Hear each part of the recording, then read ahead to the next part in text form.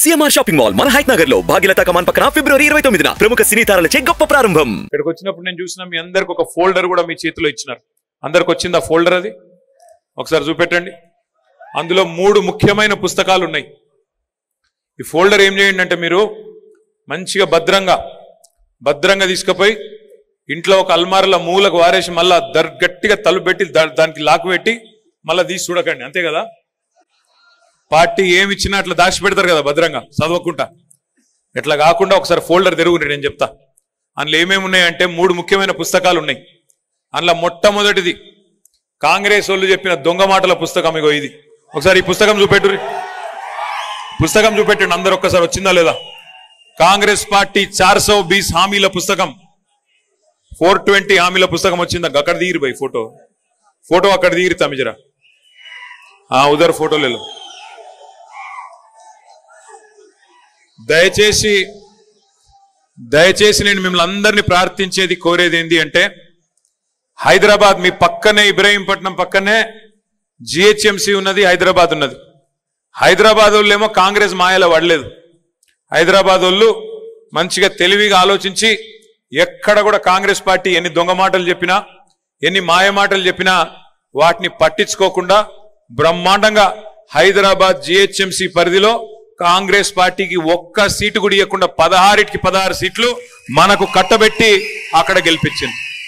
కానీ ఆడికెళ్ళి యువతలకి ఇబ్రహీంపట్నంకి వచ్చేవరకే కొద్దిగా గాలి మళ్ళింది. మీరు కొద్దిగా మీ దగ్గర ఈడ ప్రజల అమాయకులు ఉన్నట్టున్నారు, కొద్దిగా మాయల పడ్డారు. మాయల పడి 6 గ్యారంటీలు, తర్వాత అందులో 6 గ్యారంటీలలో బస్సు ఫ్రీ, బంగారం ఫ్రీ, ఇంకోటి అని చెప్పంగానే దానికి ఆగమై కేసీఆర్ ఇచ్చే అన్ని వస్తూనే ఉన్నాయి కదా. కరెంటు మంచిగానే వస్తుంది, నీళ్లు వస్తున్నాయి, రైతు బంధు రానేవట్టే, రైతు బీమా రానేవట్టే. ఇక మరి వీళ్ళకు ఒక తాప ఛాన్స్ ఇస్తే ఇంకేదో ఇస్తారట, బంగారం ఇస్తారట, ఇంకేదో ఇస్తారట అని చెప్పి ఆశపడి మరి ఈరోజు ఒక రకమైన తప్పు కూడా చేయడం జరిగింది.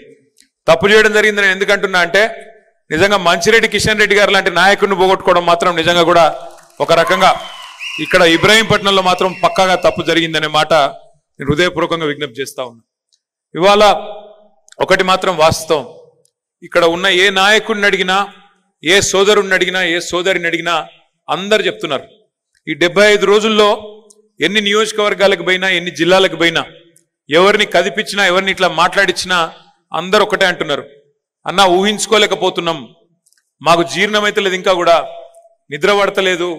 అసలు కేసీఆర్ గారు ముఖ్యమంత్రి లేరంటే మన పార్టీ కార్యకర్తలకు కాదు, సామాన్య ప్రజలు కూడా చాలా మంది జీర్ణించుకోలేకపోతా ఉన్నారనే మాటను చాలా మంది చెప్తా ఉన్నారు.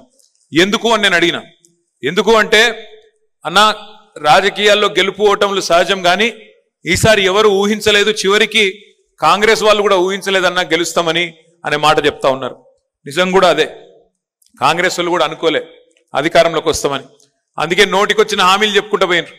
ఎవరిని ఏది అడిగితే నీ గుడి ఇస్తాపో, అది ఇస్తాపో, అన్ని ఇస్తాంపో అని చెప్పి రైతు declaration, youth declaration, SC declaration, ST declaration, minority declaration, మహిళా డిక్లరేషన్ అని చెప్పి మొత్తం 6 గ్యారంటీలతో పాటు మొత్తం కలిపి 420 హామీలు వివిధ డిక్లరేషన్లలో వాళ్ళు ఇచ్చిన వాటినే మనం అన్ని కూడా తెచ్చి ఒక పుస్తకం రూపంలో పెడితే, సరిగ్గా మరి వాళ్ళు అనుకోని చెప్పినరో అనుకోక చెప్పినరో కానీ సరిగ్గా 420 హామీలు కాంగ్రెస్ పార్టీ ఇచ్చి ప్రజలను మాయ చేసి, మోసం చేసి అధికారంలోకి వచ్చింది. ఎట్లా ఉన్నాయి కాంగ్రెస్ పార్టీ హామీలు అంటే మీరు చూస్తా ఉన్నారు. ప్రతి ఇంట్లో ప్రతి ఆడబిడ్డకి ఏమన్నారు, మహాలక్ష్మి అనే కార్యక్రమం కింద నెలకు 2500 రూపాయలు ఇస్తాం.